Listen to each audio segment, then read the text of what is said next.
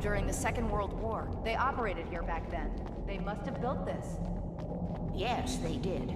It's my place now.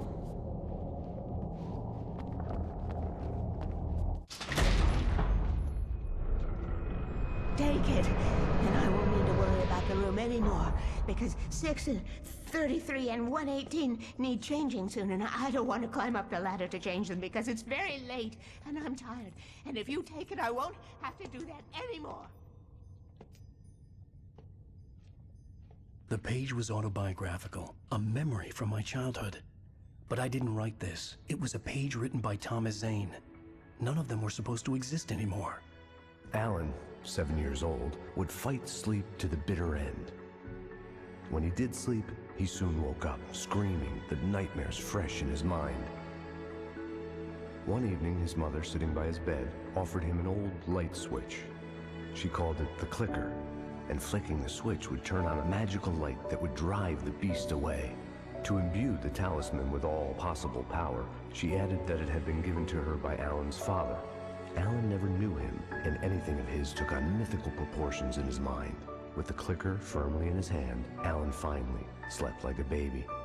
Now, almost 30 years later, Alan thought of this as he stood on the rim of Cauldron Lake, the clicker in his hand. He took a deep breath and jumped. My mind swirled. I'd given the clicker to Alice, yet it was here. Zane had written it into existence, in a story I had written.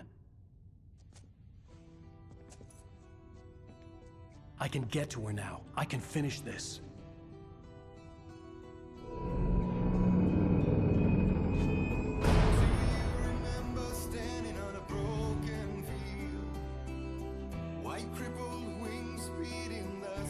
Previously on Alan Wake, I wrote a horror story that has come true. Thomas Zane did the same in the 70s. You will go no further. If I continue like the Dark Presence wants me to, the story I'm writing won't save Alice. It's a horror story. No one will survive. You knew Zane! Thomas Zane! You're the Lady of the Light in the song! He left something behind to help me. The clicker. Alan thought of this as he stood on the rim of Cauldron Lake, the clicker in his hand. He took a deep breath and jumped. I can get to her now. I can finish this.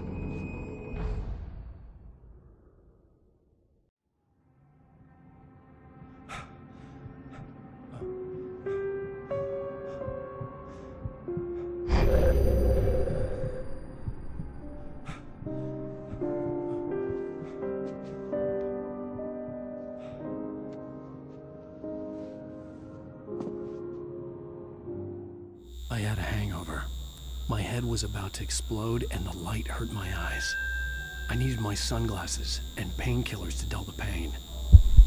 In one of my finer moments of self-deception, I swore to quit drinking. I wasn't sure if I could face the world without my sunglasses and something for my headache.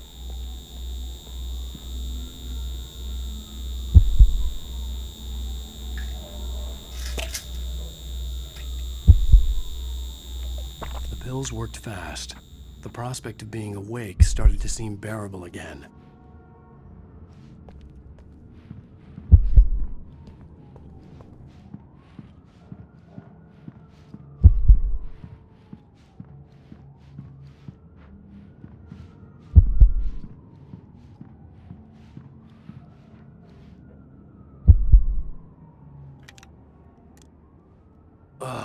The sunglasses made the world look bearable. Now I could keep my eyes open without feeling like a vampire in the sun. There was a message waiting for me on the machine. You have one new message. Ow! Are you still asleep? Wakey, wakey! You should have your show on your TiVo. If Alice wasn't too mad to record it. She called me earlier and really chewed me out. Yeah, we went a little overboard last night. But parties are a part of this business. Al, look, I'm saying this as your friend. She's not doing your career any favors by trying to run your life like that, okay? I'll talk to you later, Al. Watch the show.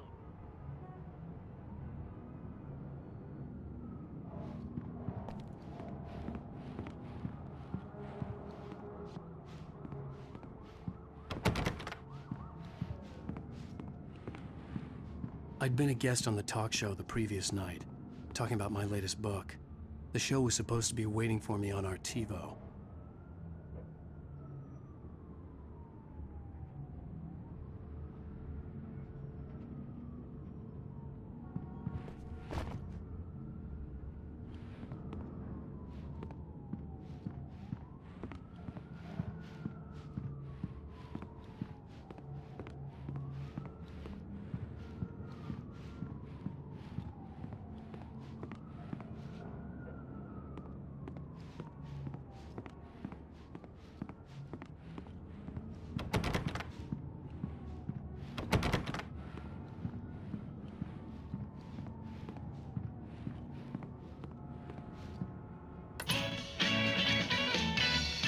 Ladies and gentlemen, welcome back to the Harry Garrett Show. Thank you. Thank you, everybody. We have a great show tonight. I've been talking with the best-selling author Alan Wake about his new book, The Sudden Stop.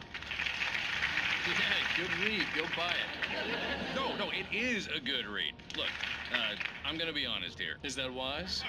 No, but I'm gonna do it anyway. I got people who give me the lowdown on books. I'm a busy guy.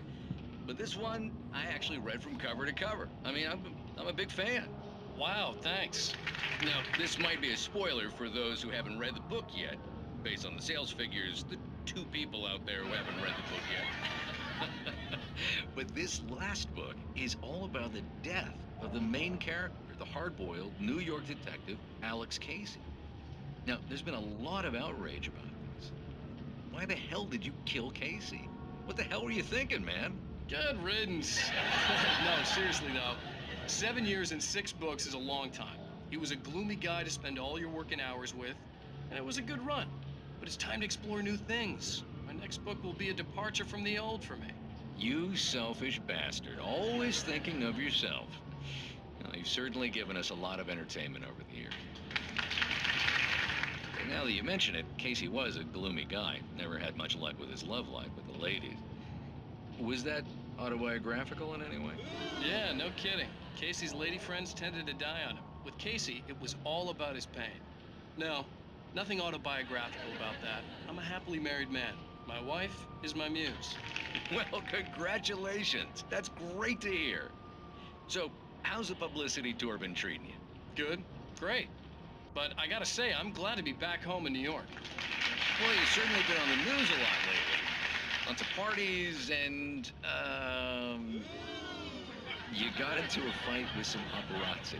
Oh, man. Well, that guy was really in my face. I lost my temper. I know that wasn't cool. You are famous for that temper. Well, I did also write several books. Well, your latest novel is called The Sudden Stop, and it's in bookstores now. Go get it. That means the 2 of you out there who haven't bought it yet. Ladies and gentlemen, that's all we have for you tonight. I want to thank all our guests for the evening. Alan Wake, Sam Lake. Once more, do the face for us, Sam. And our musical guests, Poets of the Fall. Thank you. At least I'd been funny. I told myself I could live with that. Hey, honey. Did you watch the show? I didn't say anything stupid if that's what you want to know. Okay, Grumpy. You want an aspirin or something? Are you going to start with me about drinking now? You know what? Go back to sleep, Alan.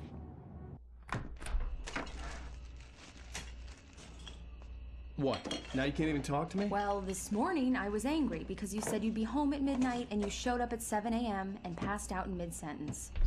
Now I'm over it. Are you angry? This goddamn tour. It's gotten out of hand. Oh, honey. It's almost over, right? We can get back to normal. Then you can start writing again. I'm sorry, honey. Alan, you're not thinking straight. Just take a shower and go back to bed, huh? Yeah, you're right, honey. I'm sorry. Once this is over, let's go away together. A vacation. Just you and me. Some peace and quiet.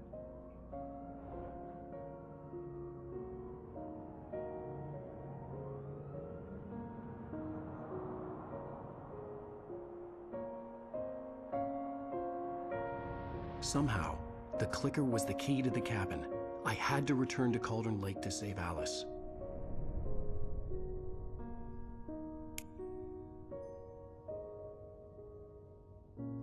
I'm going back to the lake to finish this. I'm going to write an ending to the story in the manuscript on my own terms, to make it all right. Why can't you just write it here? The last page is still in the typewriter. I need to read it first. Everything needs to be just right. Zane tried to cut some corners, and it didn't end well. Okay, ready when you are. I'm sorry, Sarah, but I need to do this alone. Barry, take her gun. Miss Weaver, close the door when I leave.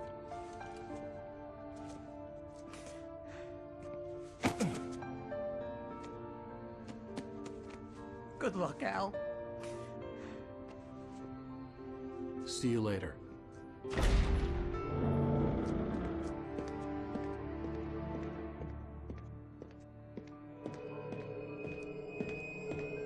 When I got out, it was warm and sunny. I'd flicked the switch of the clicker.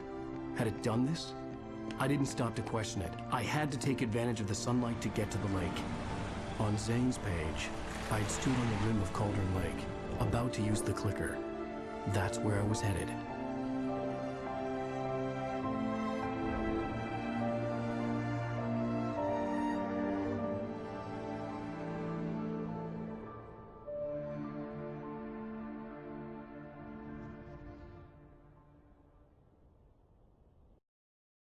Alone, in daylight, surrounded by the beauty of the Pacific Northwest landscape, it was hard not to let doubt creep in one last time. I could still chalk everything up to a dream, a delusion. I had enough imagination to make up something like this, having been in the cabin all this time, trapped in a story inside my head, gone mad from grief over Alice's death like Hartman had claimed. There would be no way of knowing. I told myself it didn't really matter. My course was set.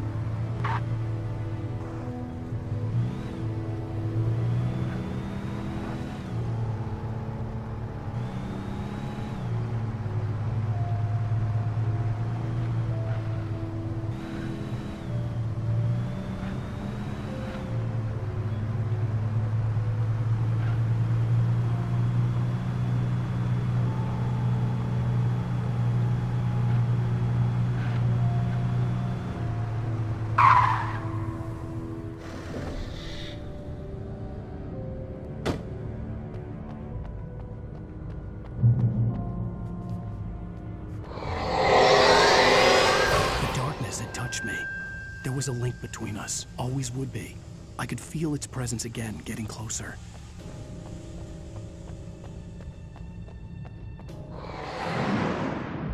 I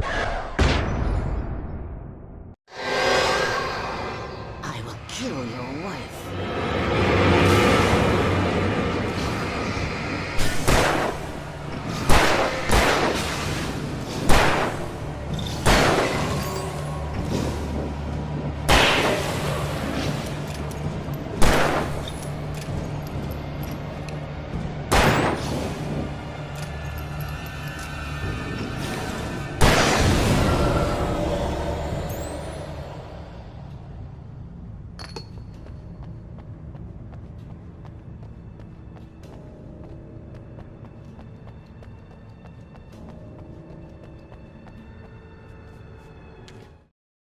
The Dark Presence was no longer trying to capture the writer so he could create the ending it wanted.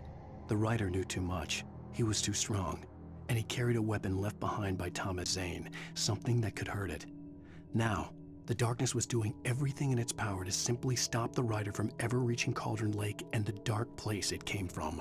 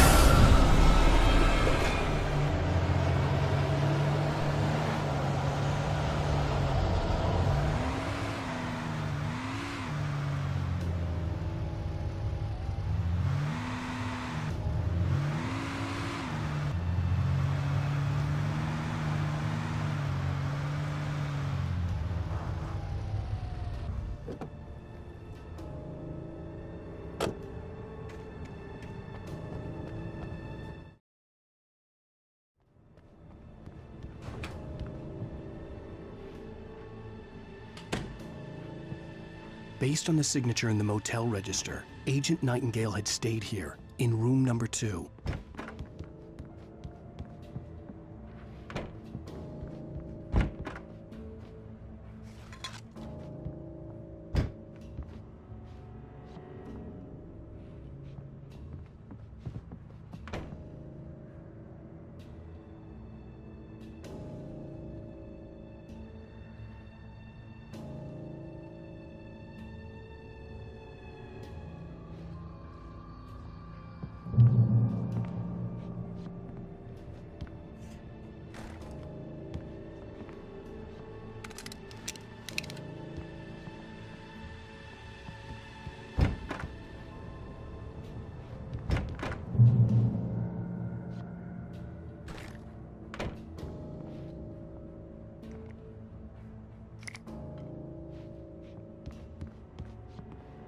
This had obviously been the room where Agent Nightingale had stayed when he hadn't been busy harassing me.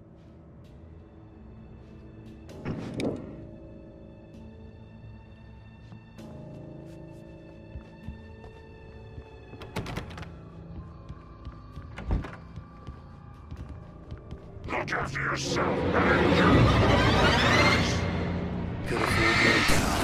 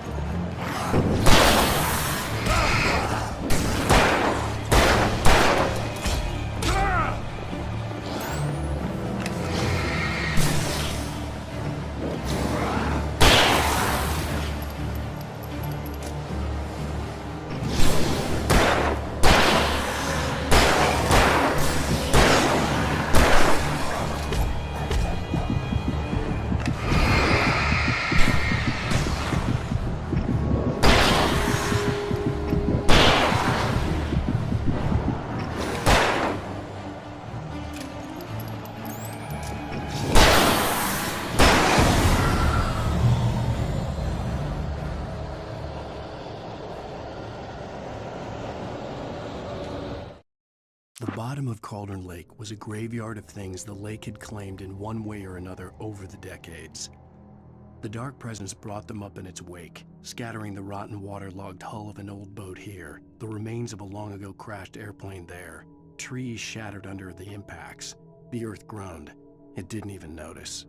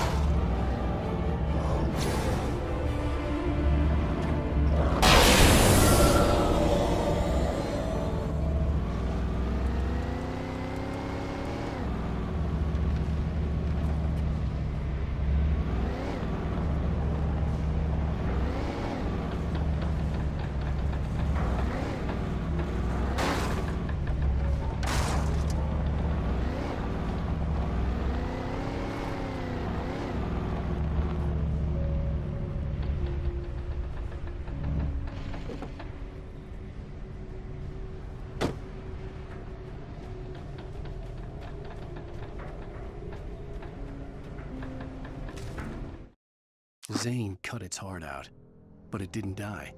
The thing that wore Barbara's face kept crooning sweet nothings sugar-laced with poison. He put on the suit, untied the monster from the chair. The thing in his arms thrashed weakly, but he held fast. He stepped outside, off the pier, and into the dark water, a sinking pinprick of light descending toward a bottom that never came.